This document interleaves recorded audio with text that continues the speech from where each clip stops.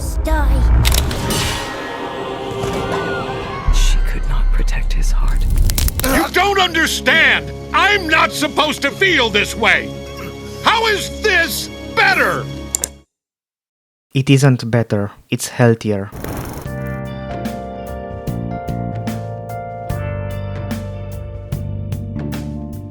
There are a lot of characters that portray different ways of handling grief in media. Some start wearing tights and fighting evil. Others try to find the one responsible for their grief and get revenge. There are even characters who learn to move forward. But for me, at the top of the list are those who try to bring what they lost back. There is just something so fascinating about seeing such powerful and strong men break piece by piece, and eventually embrace madness. I guess the Joker had a point. All it takes is one bad day. Be it the death of your wife, which is the case for our two rulers, or the death of yourself, which is the case of Nolan. And after that, each one of them will never be the same again. So, let's look at that, shall we? Isolde was my life. Viego died when she did, and the ruined king was born. He is the League character with the most lore, having multiple League universe stories, multiple cinematics, multiple cards in Legends of Runeterra, an in-game event that was also in Valorant, Wild Rift and Runeterra, Wild Rift story being kind of different, a freaking book, even though it's mostly for Kalista, which is his niece, and finally, to top it all off, because it just wasn't enough, a freaking video game.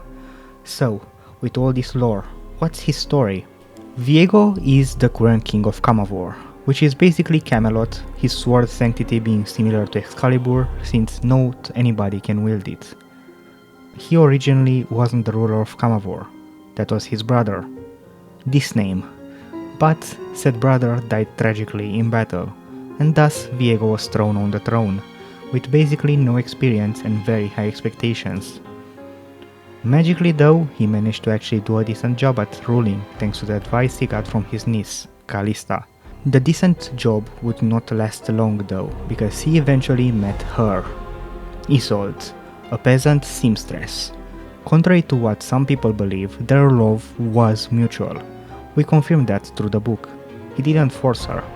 Now, their marriage was very controversial. The king of the strongest nation on that continent of Runeterra marrying a peasant? That wasn't a good look for Camavor. And even worse was that Isolde didn't want Viego to attack any more kingdoms. She wanted him to use their resources to help all citizens of Camavor, not just the upper society. Viego agreed because he was basically Isolde's puppy, and Kalista agreed with her since she regularly spent time amongst the lower class thanks to her being an army general, and agreed that all lower class people deserve more. The problem arises with the nobles. They hated this idea, Hecarim especially, since he loved battle, loved to make fun of lower class citizens, and also wanted the throne, so the king dying in battle and him marrying Kalista wouldn't be able to happen if the battles were to stop. Because of that, at a dinner party, someone tried to assassinate Viego, said person being hired by Camavor's nobles. Luckily, Kalista deflected the blade that was meant to poison the king. Unluckily, it hit Isolde. That moment changed the entirety of League of Legends history, and is one of the most important moments in League of Legends lore, the downfall of Camavor. You see, Isolde wasn't dead, just sleeping and fighting the poison. Because of that glimmer of hope, Viego kept on spending and spending and spending money on doctors, shamans, and various relics, like Mikkel's blessing, to try to cure his wife, but none of them worked. He was spending money his kingdom couldn't afford to spend. He wasn't ruling because he was always next to his dying wife, and he even started to not listen to Kalista, the person he had always listened to since childhood. Eventually he found a cure in some ancient sacred scrolls, the Waters of Life, which are located inside Helya, the capital of the Blessed Isles. There were multiple problems though. Number one, he couldn't leave the kingdom to go there. Number 2, he didn't know where there was, since the Blessed Isles were just a myth. Number 3, he didn't know if the waters actually existed, since they were even more of a myth. And 4! he didn't know if the waters could actually cure Isolde. That's also assuming that she survived long enough to get to them. So he did what he does best, rely on Callista. Viego sent Callista on a top secret mission to find the Isles and the waters. This journey is a huge part of the Ruination novel, and I highly recommend you read it. But since it's Callista's story, I can't really talk about it here. What matters is that she found the Isles. The elders told her that outside people were not welcome into them, and that the waters of life don't exist, then shunned her away. Callista returned. Isolde was dead, Callista told Viego about the Isles, and he decided to go there himself. Isolde was dead? Oh yeah, Isolde is dead. She died during Callista's journey, but our king was refusing to acknowledge the rotting corpse beside him, and just kept on coping that she was sleeping. So Callista's last hope was that the monks on the Blessed Isles could convince Viego that Isolde was truly gone and let him mourn. So, onwards they went to the Blessed Isles, where the elders got mad at Callista for bringing Viego there. But Viego begged for them to look at his wife and try to cure her, since the Blessed Isles were filled with the best scholars and doctors in the world, and knew every kind of poison, injury, etc. So, let's quote them, shall we? "She's dead, man," said the doctors after they looked at her. Viego was still not accepting that, until a certain gravedigger showed up and said, quote, "She's at peace, beyond pain, beyond suffering. She is in the light, she is the light. She also misses someone. Gwen? A close friend, or maybe a sister." "So she's truly gone, huh?" said Viego. "At peace," said the gravedigger. "Thank you," said the king. And thus Viego finally began to grieve, healthily and among friends. Who knows, he might even become a proper ruler now. All's well that ends well after all. It's over when I say.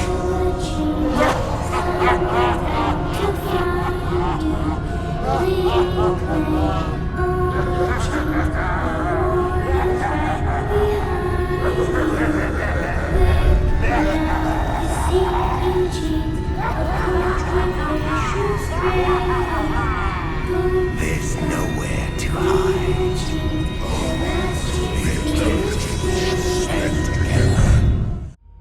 Erlok Grael, aka Thresh, aka the betrayer of Helia.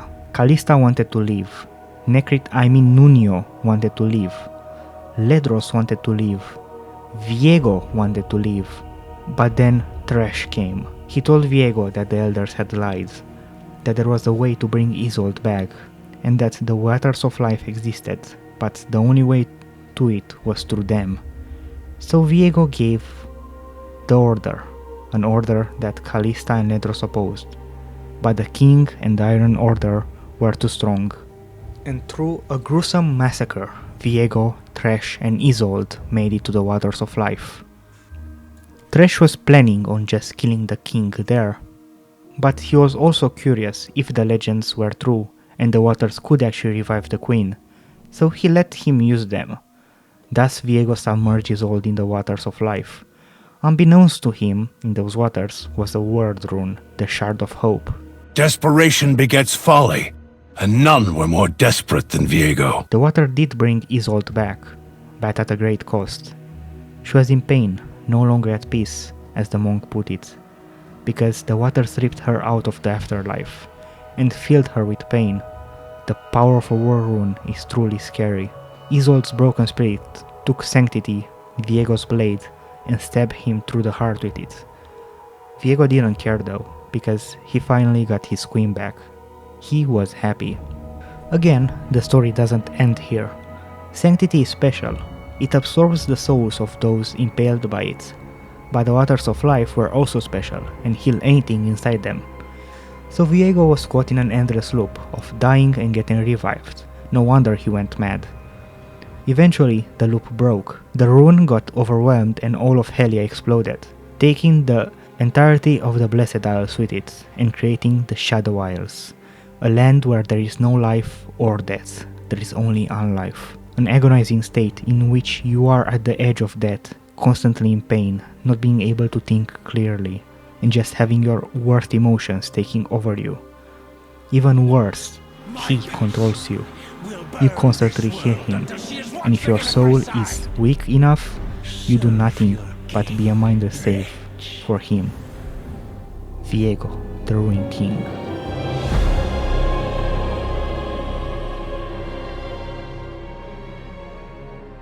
The loss of Queen Isolde broke Viego, but it wasn't what drove him mad. It was him not being able to let her go. He isolated himself in their room with her. He watched her wither away second by second, piece by piece. Besides that, since he was the king and stood amongst nobles, compared to Callista, he heard all the bad-mouthing Isolde got, and all the bad-mouthing their relationship got. No wonder he went mad. Him not grieving for Isolde was his downfall, not her death. Your black and broken heart has destroyed everything. You turned our season of love into an eternity of bitterness and madness. His inability to accept her passing costed not only him everything, but also the lives of two countries, Camavor and the Blessed Isles. All the lives forever tainted. Even worse, to this day the black mist of the Shadow Isles continues to claim souls that approach them, and occasionally claim souls from Bilgewater. You have driven good men mad, and mad men good. No atrocity is beyond your reach. Everything I've said so far isn't all of Viego's story, but it is enough for this video. I loved you until my final breath. Why wasn't that enough? Our tragedy should have died with me. Comment if you want a full video on him, but until then, let's look at another ruler who lost his wife. I'll tell you a story, true soul, about a man who sold himself, piece by piece. He had everything. A wonderful wife, a brilliant daughter. They lived not far from here. His wife died too young. Grief tore through their home like a thief, snatching away the scent of her hair, the rustle of her skirts. But the man did not break. He could not break. His daughter needed him whole, after all. She grew up, grew strong, challenged him, filled his heart with such joy it supplanted all sorrow. When she was killed, the man, he tried to remain whole. But it wasn't possible. Do you understand?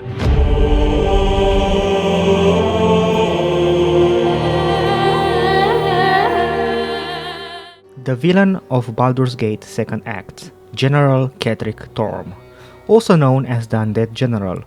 He is the person that built Murai's towers. He is also the person that unleashed the Shadow Curse upon the lands surrounding Murais in the 2nd Act. The curse is similar to Viego's Black Mist. Anything alive in it starts dying, and when they actually die, they rise as an undead soldier, serving their master, Kethric. This isn't the full extent of Mr. Thorm's abilities though. He's also immortal. We get to see this in his badass introduction, and the narrator makes it even cooler. The seat of the Absolute's power, Try again. occupied by a general that cannot be killed. So now that we know about his abilities, what's the story behind the general? Like he said himself, Kethric Thorm's story is about a man who sold himself, Piece by piece. He lived with his wife Melodia and daughter Isobel, and they were all Selûnites, aka people who worshipped the goddess Selûne, who is of course the goddess of the moon. The truth is, while Melodia and Isobel loved Selûne, Kethric was a devoted follower because of his wife, more than anything else. Selûne is one of the best gods in Baldur's Gate. She's actually quite kind.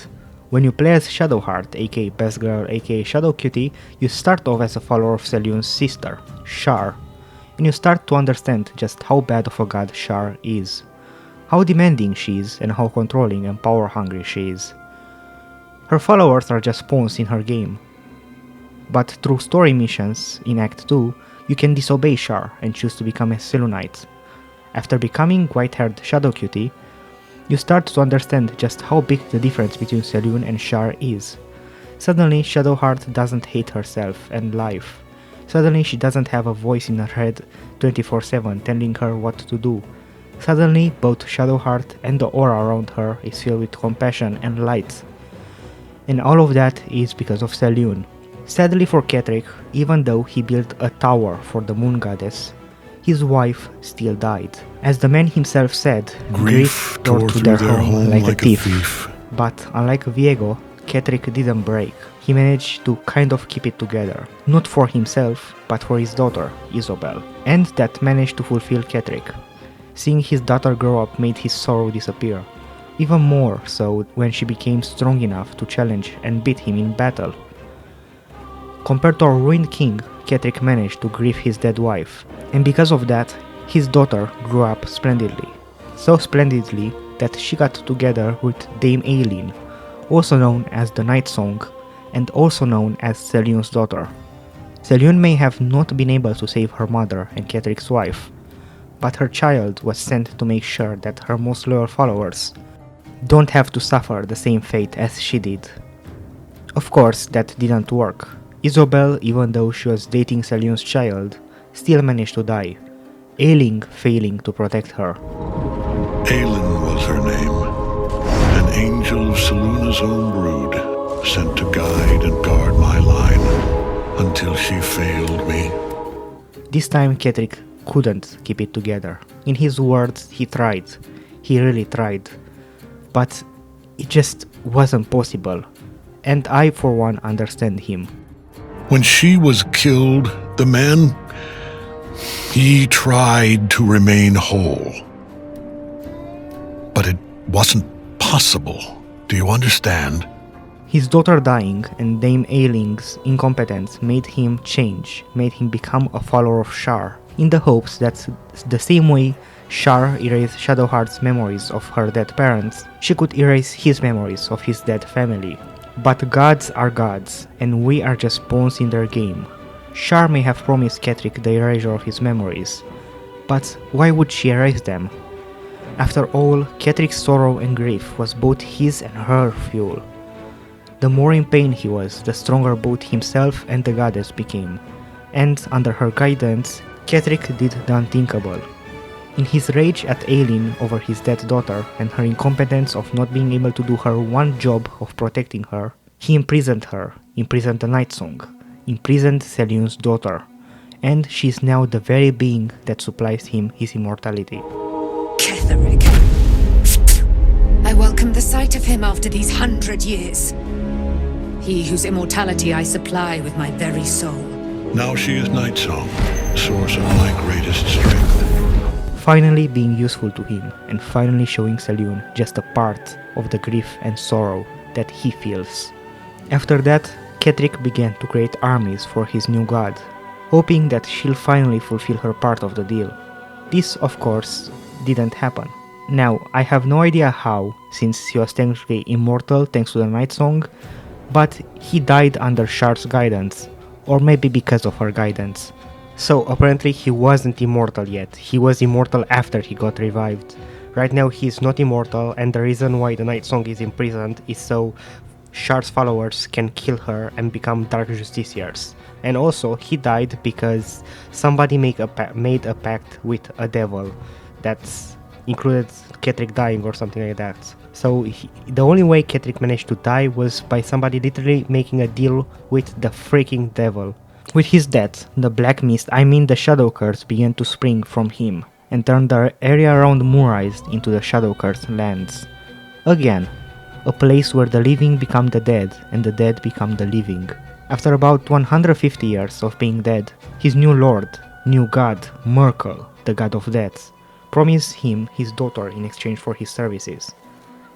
Kethric, without any hesitation, accepted the exchange and rose from his tomb, an area that you can visit in the Shadowlands.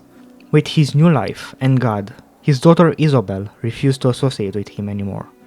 Her father, the noble Kethric, died together with her that day. This new figure wasn't the person that raised her while her mother was dead.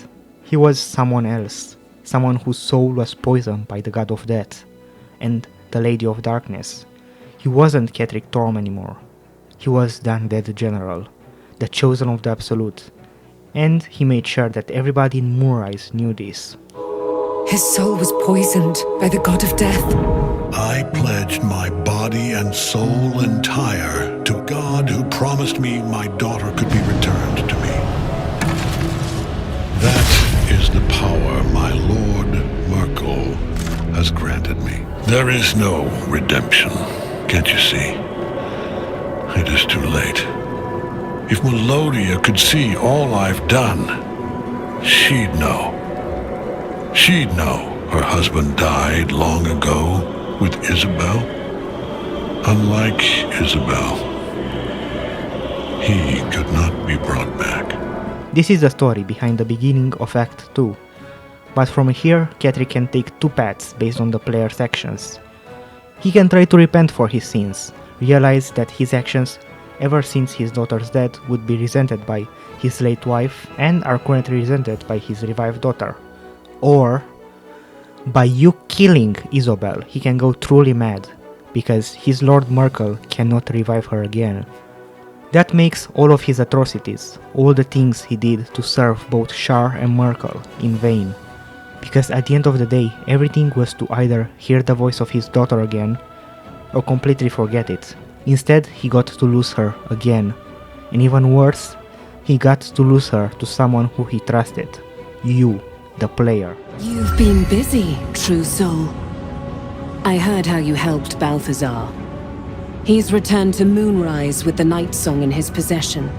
But unfortunately, it is not all you have done.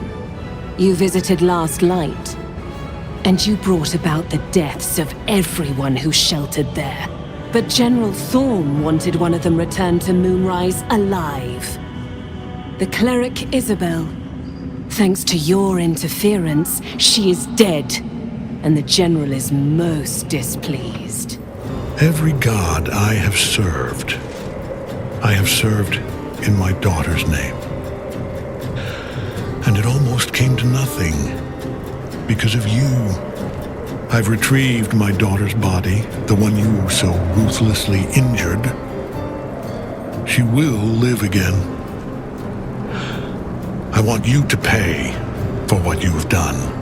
I have no mercy left in me. But it is for the Absolute to decide your fate.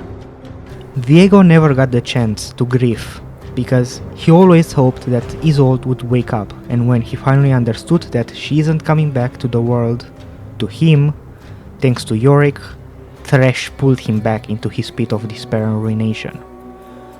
On the other hand, Kethric managed to go further than him. He successfully got over the death of his late wife, Melodia. But seeing that the daughter of the goddess he worshipped with such devotion failed to do her one task of saving his daughter, her lover, Isobel, while also enjoying her immortality, made him surrender to his grief and drown in his sorrow. Emotions that Shar, the Lady of the Night, promised to seal away, and yet she was another god that plagued him, making him imprison Dame Aelin, the Night Song, and corrupt the lands that his daughter and wife loved so much. All of this while he still felt the emptiness of his new life without his daughter and wife. An emptiness that he took to his grave, to his tomb. Even then, Kethric couldn't rest, as the god of death, the Lord of Bones. Merkel gave him what drove Viego mad. Hope. Hope that he can finally be with his daughter again. Hope that he can make a world in which she cannot perish anymore, thanks to the Absolute's power. A world that his daughter may not approve of, but at least she'd be safe. And yet, We know that isn't what happened. We know that at the end of the day, Merkel was no different. Another god playing with his toy. Another god using the strings of humanity's emotions in order to get his bidding done. I haven't forgotten her embrace. Melodious. Nor Seluna's. But the Moon Maiden did not intervene when my life was dismantled piece by piece. And when I tried to buy it back, it cost me everything. Everything. We are copper pieces in their belts. Tokens to be traded for scraps. You have beaten me, true soul. But the gods beat me first. And depending on your playthrough, good or evil, Kethric's backstabber or sworn enemy, you can make him realize that it is never too late to repent for your sins. So if he got to see his wife again in the afterlife, she could look straight into his eyes instead of averting her gaze from him. There is no redemption, can't you see? It is too late. If Melodia could see all I've done, she'd know. She'd know her husband died long ago with Isabel. Unlike Isabel, he could not be brought back. Repent? Would that even be possible? Perhaps. No. There is no repentance. No release. My debt can never be repaid.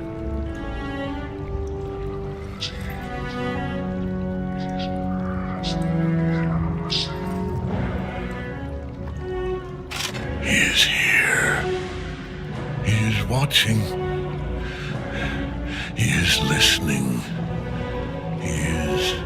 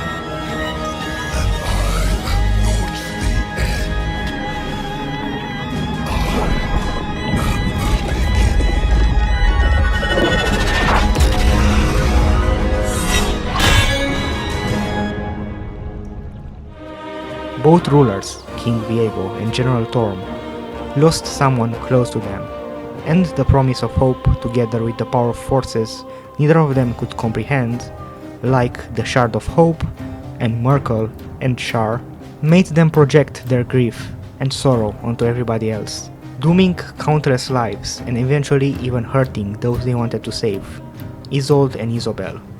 Viego never made up for it, while Kethric can atone a bit for his sins. And yet, there is still one more person we have to talk about. The one who didn't lose another person, but his own life. You're fighting so you can watch everyone around you die! Think, Mark! You're fighting so you can watch everyone around you die! Think! Nolan! Think! Cecil estimated that 2,341 people died in Omniman's rampage. But the truth is that actually 2,343 people died. The two uncounted deaths were Mark and Nolan Grayson. Those two left behind Invincible, the son who wants to, who needs to atone for his father's sins, no longer just playing hero, no longer just trying to be his dad, no longer just doing whatever his dad told him to. and Nolan, the rogue Viltrumite, the first ever Viltrumite to abandon his post. Both tried to grieve in different ways. Mark drowned himself in hero work, trying to make up for all the lives he and his father had claimed. But in the back of his mind, he knew that it will never be enough, and eventually it ate him up. He left college, he left Amber, he left the planet, all to try to do better, to be better, to finally forgive himself for not saving all those people. But as we all know, that never really happened, as we see with Powerplex and the Memorial. The only reason for Mark not crying himself to sleep every single night is the fact that he has an even bigger enemy than his father. All other Viltrumites. Be it copies of himself, colleagues of his father, or even the Grand Regent himself, Drag. Mark Grayson had to die in Omniman's rampage, so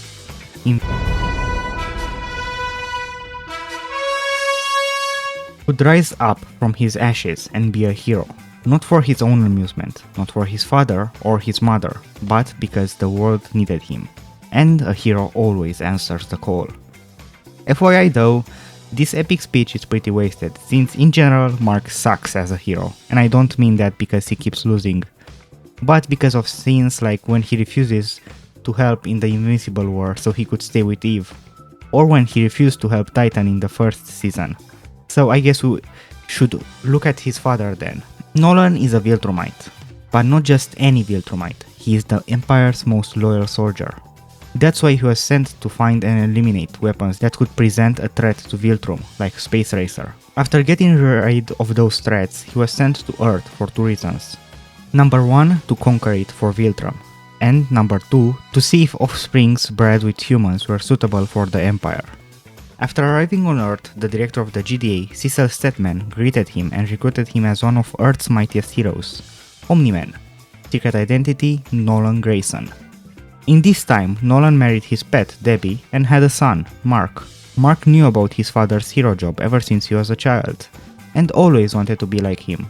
And Debbie loved and admired and supported her husband, but neither of them knew the truth behind the true nature of a Viltrumite.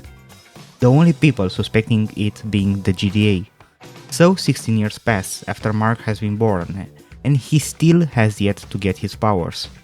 Which for Nolan's missions mean that as far as it looks, humans are not suitable for Viltrumite breeding. And yet, Nolan didn't look sad or disappointed by this. It looked like he was completely fine, just continuing playing house on Earth with his family, and just leaving the Empire's mission for a century or two from now when Debbie and Mark wouldn't be around to witness his true side. But we all know what happened next. Guess who's finally getting his powers? Are you sure? Pretty sure. Threw a trash bag into space at work. And from this moment on, Mark's happiest day became one of humanity's worst. Like a sleeper agent, his father woke up, no longer being Nolan Grayson. He was Nolan, the Viltrumite. And Earth will understand the consequences of harboring a Viltrumite. From the killing of the Guardians of the Globe to the death of the Flaxans, we keep on getting scenes of the Viltrumite inside Omniman, creeping ever so closely out, until the finale, where he needs to face his worst fear, Nolan Grayson. In Omniman's battle with Invincible, every single punch thrown by Omniman, every single sentence said by him, and every single lie he had told over the years aren't just hurting Mark, the planet, or the people living on it, but Nolan Grayson as well. The more he fights, the more he speaks, the more he injures, the less way to coming back there is. It's either conquer the Earth for Viltrum, or die trying. And yet, something about this reality is different. The scene that I introduced at the beginning of this chapter. You're fighting so you can watch everyone around you die! Think! Nolan! Think! Nolan isn't asking Mark to think about his actions. He's asking himself. Does he really want to throw everything away? If he conquers Earth for Viltrum, what will he have after 500 years if he kills his son? Is he really prepared to just kill everyone and everything he knew and loved, to watch them perish and crumble to dust all because of him? Well, we get the answer to this in his final action. No, he isn't, and that's why Nolan betrayed Viltrum. Because Nolan Grayson loved Debbie, loved Mark, loved the Earth. He wasn't treated like a tool here or a weapon of mass destruction. He wasn't feared or shunned away. He was respected, he was appreciated, he was loved, something no Viltrumite has ever been shown, since I don't think Thaddeus really understood these emotions. The problem is that Nolan chose too late. He can't stay on Earth any longer because of what he did, so he chose to do what his Emperor taught him is deserved for traitors, death. And yet, in his final moment, just before he was ready to embrace a black hole, he saw a ship in need of savings. And suddenly Nolan Grayson reawoken. He wanted to save those people. Because his time on Earth taught him that every life is precious, no matter how insignificant it may be in the grand scheme of the cosmos. So now, he is the leader of the Traxxons, and decided to not only abandon his post, but betray Viltrum. He knew that Earth's days were numbered, thanks to his actions, but he couldn't accept that. He had to save Earth, to save the planet that taught him how to live. As I've said before, Kethric and Viego mourned their families, but Nolan didn't lose someone else in his family. He lost himself. He buried Nolan Grayson on that fateful day when he heard Mark utter those words. But what he didn't realize is that whether he likes it or not, Nolan Grayson is also a Viltrumite, and they are hard to kill. So in his attempt to grieve his past life by ending his own, he reawoken it thanks to the Traxxon ship. And is now spending his days truly atoning for his sins, by protecting Earth and the entire galaxy from Viltrum, in the hopes that he can live as Nolan Grayson once again. Love his wife, train with his son, and drink with his friends. And that, dear viewer, is how loss and grief shaped out these characters. One went mad, one handled it to a certain point, and the last managed to get over it. Of course, there are other interesting characters that portray loss and grief in media, and if I may be so bold, I recommend my Freedom video for that. And also, recommend subscribing, since who knows, maybe there will be more characters covered in the future. Since a certain sci-fi show's 9th season is currently on the air. But till next time, have a nice day, and bye.